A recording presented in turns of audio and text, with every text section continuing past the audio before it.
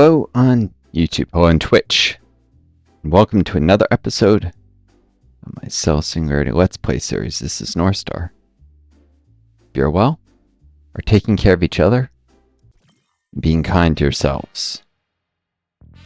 Those new to my channel, welcome returning viewers, welcome back. Make this a little louder here. So it's been a while since I've done one of these Singularity videos. I used to do them pretty regularly. I've been logging on and often getting a little bit of the this Future Money Electronic is the same now. Actually, I guess I had that low for a reason. I've been logging on doing some of the getting things set up so that offline continues to progress, so that the next time I did one of these videos it'd be a little further along and wouldn't fall behind. A sense of progression, maybe more interesting to you guys. But I've been doing a lot of Hearthstone, a lot of Hearthstone 4 videos pretty regularly. Actually, the Hearthstone 4 one's a huge backlog of videos to edit and upload, so I should probably stop doing more of those. When I get such a large backlog, it gets intimidating to actually do them, and so it actually maybe slows down the overall rate of editing. I don't know. I do have one. A couple Twitch viewers regularly check that out, but I don't know. I've also been getting too drawn. I sometimes do this into Facebook discussions with trolls. There we go. That's should be able to actually grab those Darwinian cubes now. Yep. Cool. That's very much what I was after.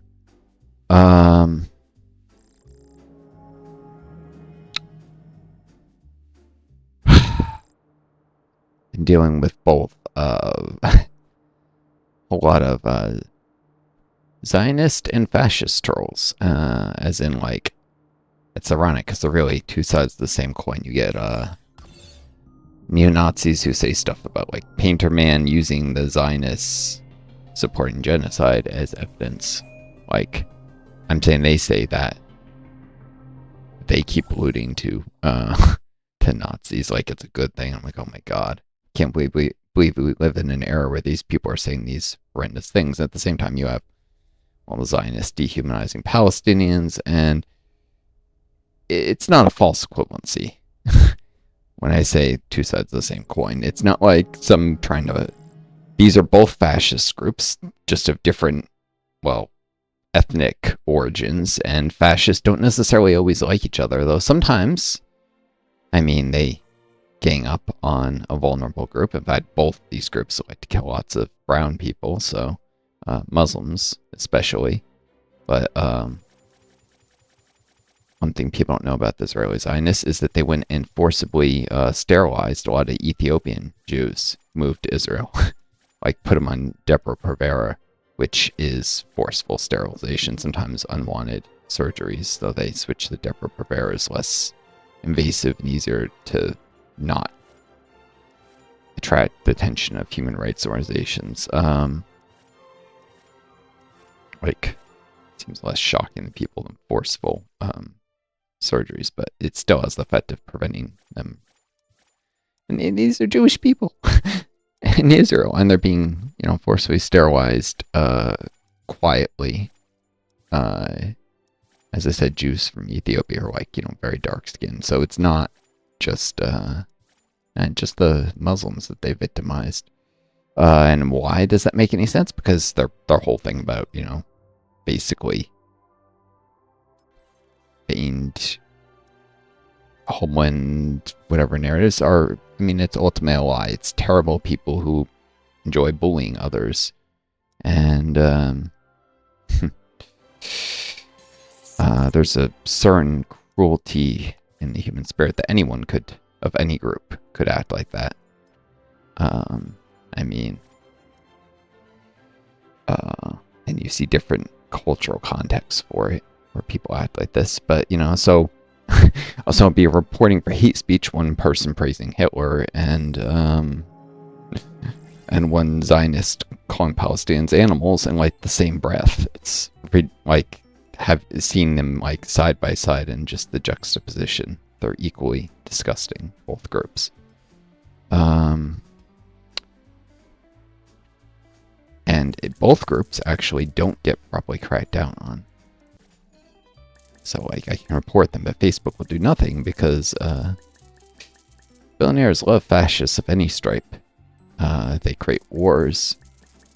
They tend to despise the left, which, you know, left-wing people want to anything from tax the rich to nationalize large corporations. So, you know, like socialists want to actually seize the means of production, take away so there won't be billionaires anymore. Because, you know, the billionaires won't have the source of their wealth. You know, whereas social democrats want to tax them. Either way, the rich consider it a threat, and they have a lot more political awareness than ordinary Americans, so they will support fascist movements of any stripe. When I say ordinary Americans, ordinary people of any stripe. I'm kind of tired right now. I haven't been sleeping well. Long COVID, bouts of insomnia, and then sleeping during the day, and the currents I've got don't block it up. Now, Hawaii, I think last I was recording this, still back in apartment where a guy was threatening to murder me. Basically, because he didn't like getting in trouble for threatening to beat me up. And he was threatening to beat me up because he didn't like getting in trouble for blaring loud music. Initially, just once, because I guess for his own enjoyment. And then when he threatened to beat me up and wouldn't do anything about it, I told the landlord about the whole situation. Then he was doing intentionally antagonize me and threatening to beat me up again. And so it kind of progressed all the way, just threatening to kill me because he had threatened to kill me before and he just worked himself up. But, you know, bullies are bullies, and this guy got a sick pleasure out of making someone else afraid. I suppose that biases my analysis of the fascists, but from what I've seen, they're all the same sort. But I moved to a different apartment anyways, and in the same building, same landlord, but different unit, and now I have more windows, and the black curtains I had was still pretty cheap and don't block as much light as I like. When I was staying with, actually, my mother, when I first got long COVID, I had some better black curtains, but they cost a pretty penny, so I bought somewhat cheaper, but I didn't buy the absolute cheapest, and the other curtains there were, so now I have like more windows, and the curtains that someone left here before are like, I think they're supposed to be black curtains, but they're absolutely dirt cheap, and the sun just shines right through them, and there's big loopholes in the top that, like where they hang rings instead of fitting smoothly over the thing. There's a design of black curtain where you don't have those rings, and so less light gets through that way. And they don't hang very close to the window. They don't really cling either. So, so I'm going to ordered and on Amazon a couple more blackout curtains of the one step up from dirt cheapest. Still very cheap ones. We'll sleep a little backwards a lot of time. With my insomnia, I end up sleeping during the day, and I sleep very poorly because of so much light. Your body produces less melatonin in daylight. It's very, very sensitive, or even artificial light. It's very, very sensitive to light levels. The brain, and some people more than others. People who tend to be night owls are night owls because their body is more sensitive. Their brain is more sensitive to light, and that inhibits melatonin more than morning doves. That may not sound right, or something may sound counterintuitive, but it's correct. It's because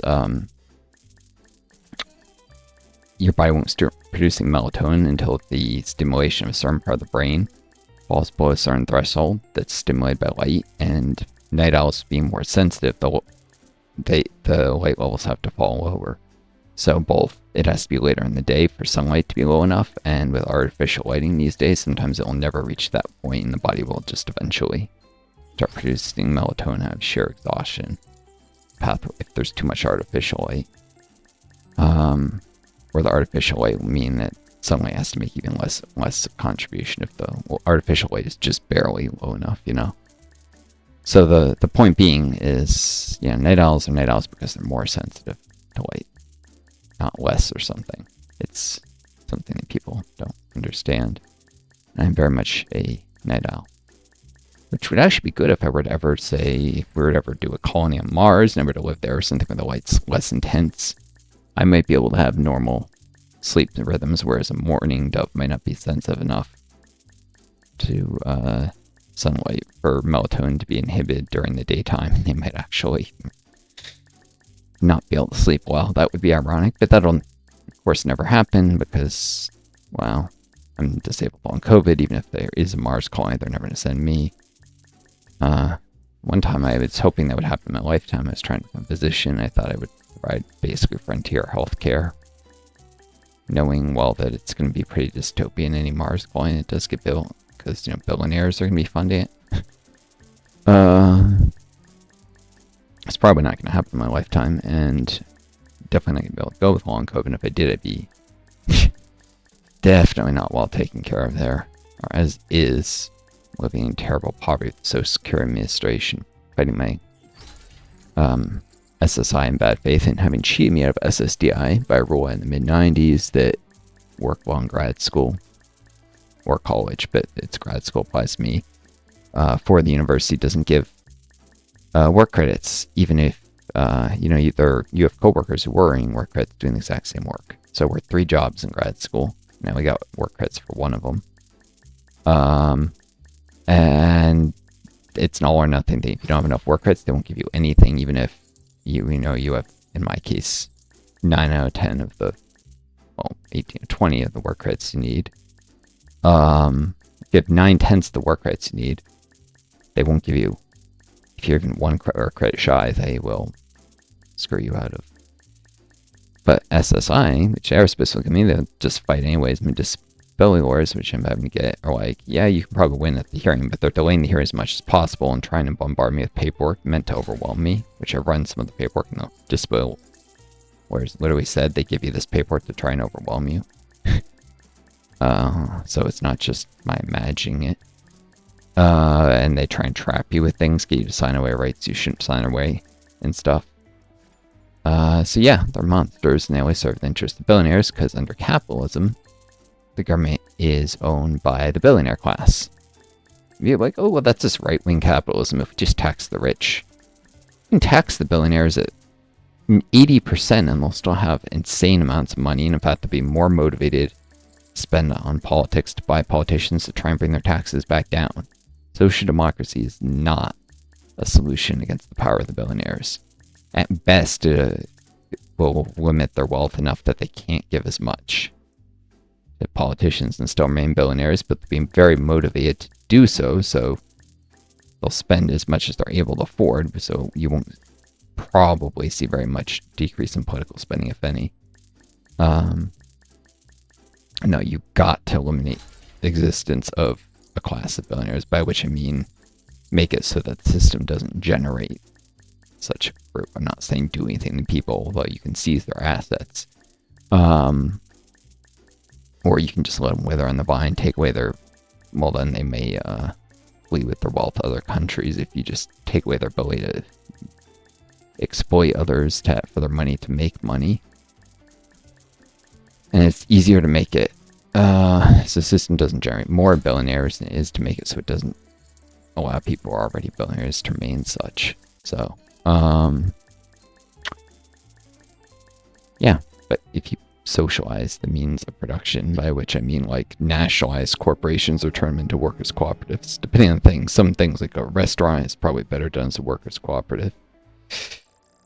That's one of, historically, the Soviet Union run almost everything, not almost everything, but large segments of the economy as state-owned enterprises. It actually worked extremely well despite the propaganda. They had a higher GDP per capita growth rate. That is, increase in. So GDP is the aggregate production of a country. GDP per person is, of course, averaging out to, number of people, because obviously a more populous country has more workers. And the growth rate thereof gives you one of the best indicators of the effectiveness of a system in growing the economy, although the thing about GDP per capita is it will go up if people work longer hours or work harder, or if a larger percentage of the population participates in the workforce. So it's not perfect. Ideally, you'd actually want to look at productivity growth rates, which the Soviet Union's productivity growth rates are even better still than modern-day China. Sorry, I think I half said that thought. Their GDP per capita growth rates are better than modern-day China, and the productivity per person growth rates were better still. They just barely had slightly better GDP per capita growth rates in the mid-60s, when their economy is about the same level of development that China is today in terms of GDP per capita. Now, didn't look exactly the same because there was no internet. There were no bullet trains back then. Like, the technology wasn't really mature anyways. So what a certain level of GDP per capita looked like was a little different then than today in the age of solar panels, wind turbines, bullet trains, and the internet. But they had about the same level of development in like 1964 that China has today. China's economy is larger than the U.S. economy because they have 3 times the population of the U.S. economy. But the Soviet Union actually attained a higher level of GDP per capita than China has now before they collapsed. Like, if they'd had the population of modern China, their economy would have been bigger than China's is today. At the time of the collapse, that is, in 1989, whatever. Although, well, their economy shrunk a little before the collapse. So if you looked at another 1983 economic size, and then tripled the number of people, same GDP per capita, because their population is about the same as the U.S. today. Well, not today. It should be about the same as the U.S. was at the time. And today, China's about 3 times the population of the U.S. today, though America's population was smaller than the Cold War is now, substantially so, because of immigration mainly.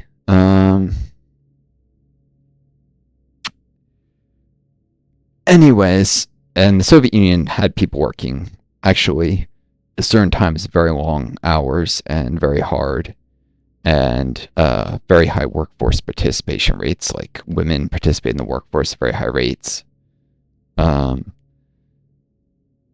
would like get PhDs and stuff. So, like I said, GDP per capita, different productivity growth, but their productivity growth of their industrial sector is very good, better than China's is. Their agricultural productivity growth rate was actually, I guess I shouldn't have said productivity growth rates, but industrial productivity.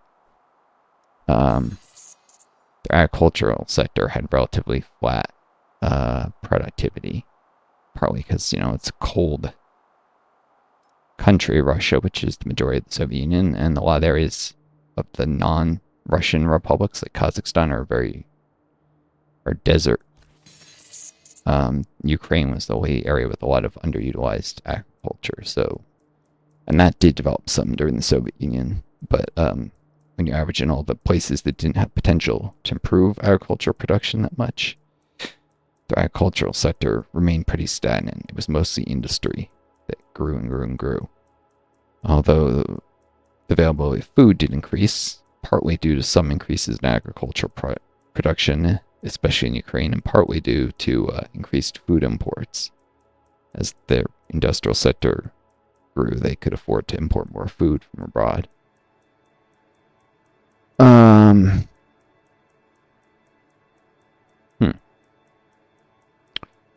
Anyways, history lesson aside, what I was trying to say is Soviet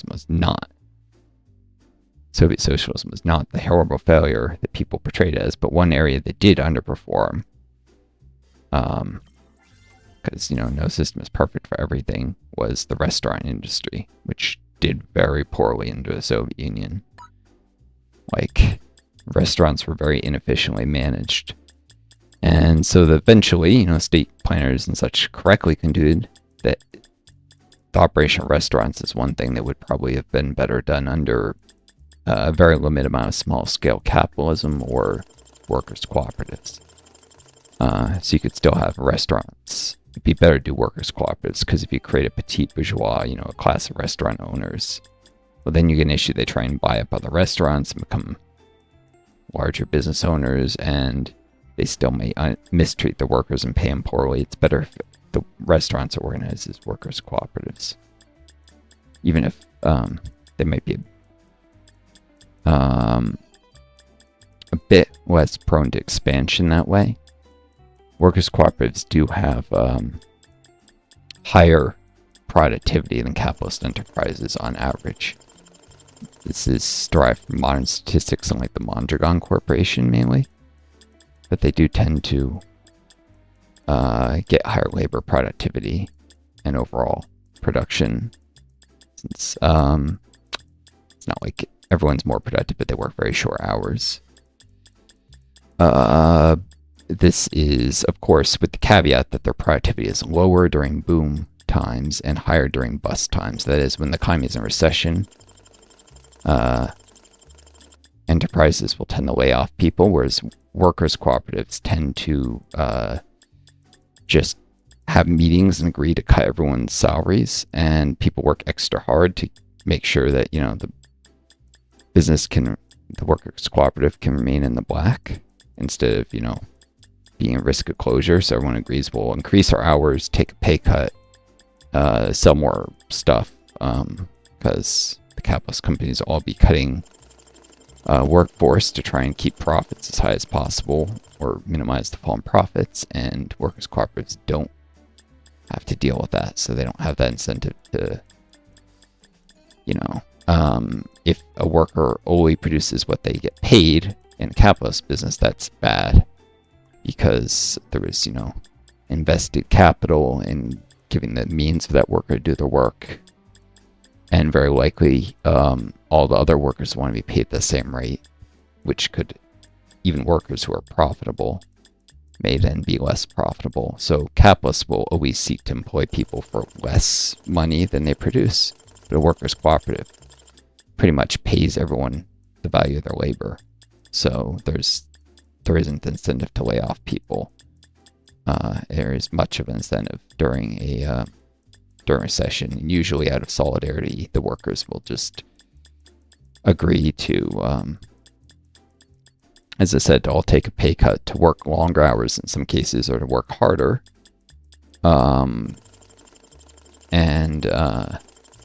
That makes up for the lower productivity when the economy is doing well in a country.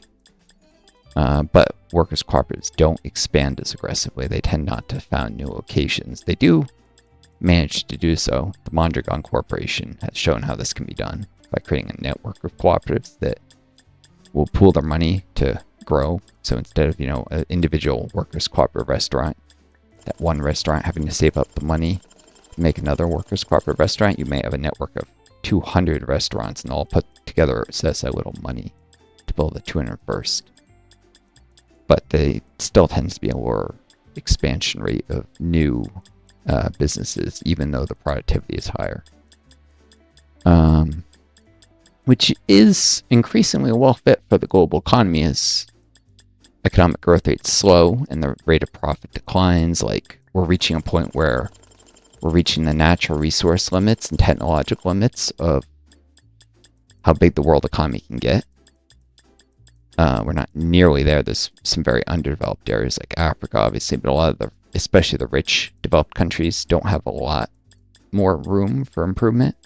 Although AI is going to unlock a good bit more economic growth for a while, if it doesn't lead to total collapse, because the capital system may be unable to deal with it in a way that doesn't create mass unemployment. Social systems could deal with AI much better, because they could shorten the work week. They could increase government spending on things that can't be replaced by AI. For instance, if AI puts a lot of office workers out of work, the socialist economy, can increase the number of teachers and doctors that exist, and it can also avoid automating jobs that are mostly inappropriate, that might be profitable to automate, but lead to serious cuts to the quality of services provided, like healthcare. There's a real problem with overuse of AI in medicine that's leading to problems with doctors taking notes and stuff and not taking good notes. In fact, I went to a doctor's appointment like just the other day, and they're asking me like, "Is it okay if the doctor uses AI for the notes?" I'm like, "No," because I was training to not to become doctors. I was doing special masters. I had done EMS. I was going to enter an MD after I had the grades, before I got long COVID. But I spent a lot of time around doctors, and the process of note-taking was very important for doctors to put their thoughts together about what they'd seen. Sometimes they would realize that they missed a diagnosis, and they would go back and order a test they hadn't. Like, if doctors don't do the notes the right way, they're going to provide a lower quality of healthcare. It may be cheaper, and as such, insurance companies may push it under a for-profit healthcare system like the US, but this is absolutely not something that AI should be used for. Socialist economy wouldn't do that, but it might, automate, say, I don't know, some sort of office job that's like middle management bogus or whatever. I don't know. All the things, they're appropriate and inappropriate uses of AI is my point. Viewer on Twitch, by the way, if you followed for I think 3 minutes or 2 minutes, I forget what you left the saying at, you should be able to leave comments if you're wondering, if you're not a bot, and you're wondering why you can't leave comments. So Twitch should tell you that. It should tell you have to be a follower for 3 minutes if you try and leave one. So I probably don't need to explain this. I don't know why I'm bothering with this. I already got the Darwinian cubes I'm going to get from the money exploration here. I could leave... I could take a sec. I have noticed there's some serious capitalist bias in how things are portrayed, and the most obvious one is with speculative bubbles. Here, in the 17th century Holland, over-speculation tulip drove pricing to extremes, where the piece of one bulb could exceed the value of a house. Inevitably, the market collapsed and tulip prices cratered, a recurring danger of investing. Speculation bubbles drive prices beyond sustainability. Not a danger of investing, and that's the bias, it's a danger of investing under capitalism, where you have private investors and it's their money they're investing. Or sometimes you've got, professional investment bankers managing rich people's money, but they still have a strong incentive to get the highest returns possible. And this is what leads to speculation. Since speculation can be very profitable, it can also create economic collapses.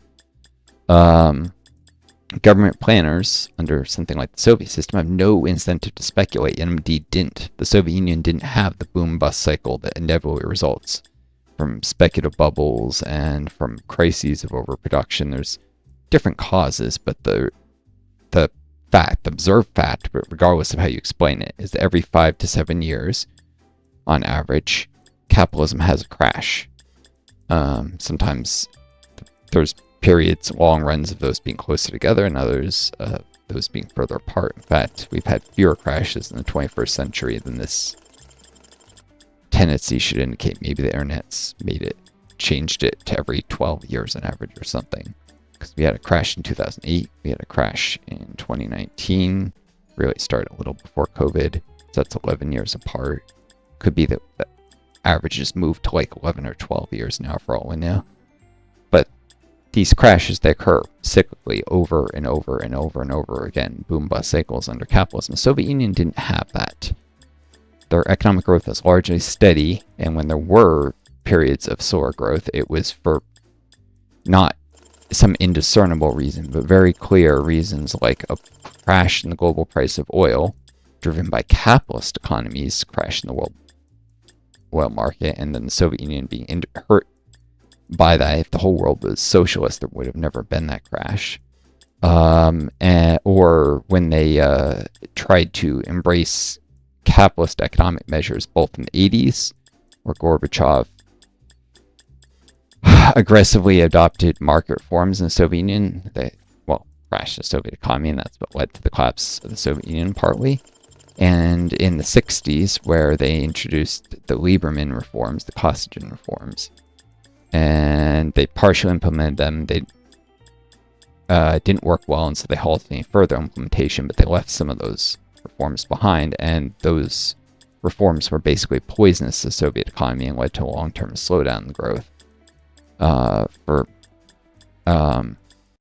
Didn't really hit till mid-70s, but this is what led to the slowdown.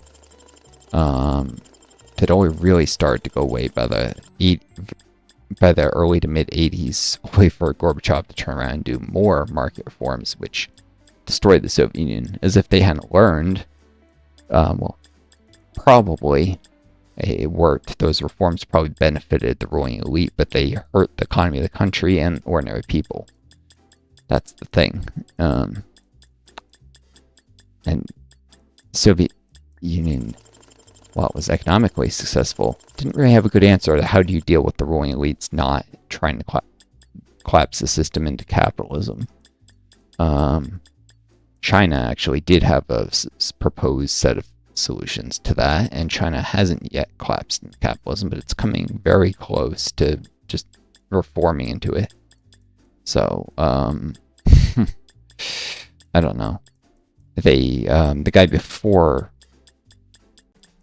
Jingpao or something, the guy who brought most of the market reforms to China, talked about crossing the river by feeling the stones. He felt his goal was to slowly reform China into capitalism, which is definitely not good. That would just make him eventually just as dystopian as the US is today. The current leader has talked about slowly reforming back towards socialism, but because Chinese leadership is very conservative, very slow to change trajectory to try and maintain stability, for a long time he didn't even slow the rate of going more deeper into capitalism. And now there's just been a very gradual slowdown, the move towards capitalism, and the second derivative is of change, that is the rate of change. The rate of change indicates they may eventually curve, that the arc is bending towards maybe going back to socialism, which would be a good thing. But of course, that's only the leadership maintains this idea. Could be, the current guy dies and his successor decides to bend things back towards capitalism again. So, if that happens, it probably will be unstoppable at that point. So, I don't know. We live in a dystopian world. We're headed towards climate collapse, and it's because of capitalism, and I don't know how it can be stopped. And people's experiences with dealing with Zionist trolls online in Israel and the genocide and the Near East, now the war in Iran and Lebanon hasn't taught people anything. It's that we don't really have free speech anymore. There's very little potential for political change in the West because our ruling elites are just moving into authoritarianism, increasing mass surveillance, increasing censorship, and that this can ruin the whole world. The whole freaking world is facing famines now because of the Strait of Hormuz being closed because of an unprovoked attack on Iran. So, I don't know. We may be headed for dark times and they may be unstoppable. I hope not, but I don't think it's going to be possible to get the US to socialism without the US collapsing into like civil war, and not like a civil war to go socialist, more likely like the US empire collapsing and the fascists trying to take over in a civil war against that, and then a long period of instability, and then maybe socialist movements grow during that period of instability. But I find that unlikely. It's not going to happen in my lifetime, I don't think. In fact, there's very great danger of fascists taking over in my lifetime, like outright. MAGA has strong fascist tendencies, but they haven't destroyed all the democratic institutions in America yet. Of course, the US has never been a true democracy. It's been an oligarchy pretending to be a democracy, but it's always had democratic elements. that are now being removed entirely. Slowly but surely. So, I don't know. If I could get my YouTube and Twitch to where I make enough money, I'd like to move to Norway. They're good about providing visas to people who are self-employed. You can make, I think it's like a steady $26,000 for 2 years straight. $26,000 equivalent. I think that's the bare minimum to be able to apply for a self-employment visa. I could try and move to Norway, try and become a citizen there eventually. And just, be the heck out of the United States before it turns into a place where you can't leave anymore. But it's hard to do that with my long COVID and my limited ability. The people who get to that point usually stream like 8 hours a day, and I can barely stream 2 to 4 hours a day. So I don't know how it's gonna take a long time if it's even possible. But at least I might be able to survive there and not live in a country that might descend into civil war in my lifetime.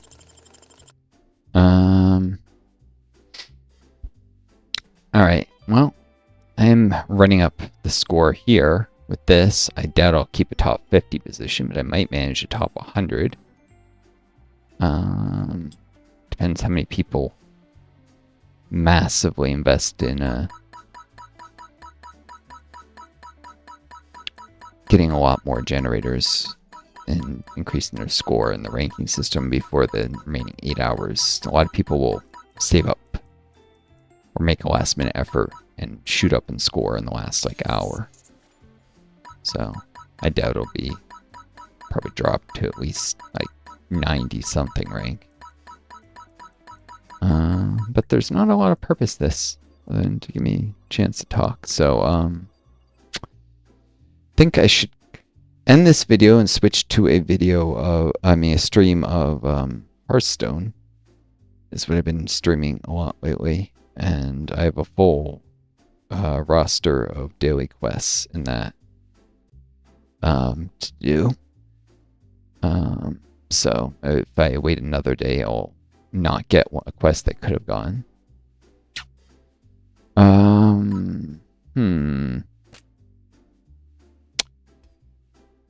Question is, I think I can at least do a nanoblock. Get maybe get one more generator here. It'd take too long to get another paper money. Oh, maybe another commodity currency. Yeah, that should work. Get up to maybe 520 commodity currency or 519. And the viewer disappeared. I guess they didn't want to watch Hearthstone. Oh well. Or could have just been a bot.